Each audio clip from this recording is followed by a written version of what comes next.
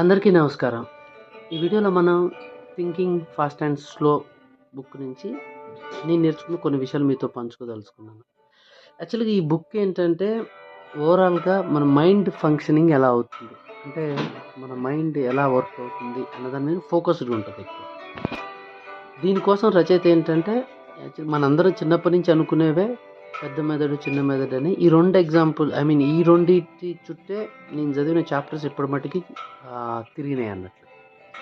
For example system అంటే మనం పెద్ద మెదడుని సిస్టమ్ 1 అనుకుని, చిన్న మెదడుని సిస్టమ్ 2 అనుకుంటే, పెద్ద మెదడు సిస్టమ్ ఎలా ఆపరేట్ అవుద్దంటే, ఇది మీకు గత అనుభవాల నుంచి అంటే గతంలో మీరు చేసిన పనులు, వాటి అనుభవాల మీద ఆధారపడి నిర్ణయం తీసుకుంటది.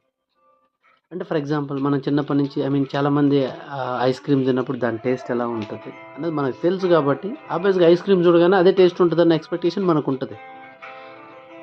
ఇట్లాంటిదన్నట్టు. సిస్టమ్ 2 ఏంటంటే దీనికి కొంచెం అనాలిసిస్ పవర్ ఉంటది. Analytical power.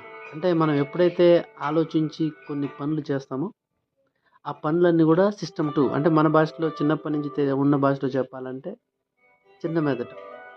ఆ అనాలిసిస్ పని మొత్తం గూడా ఈ చిన్న మెదడు చేస్తది.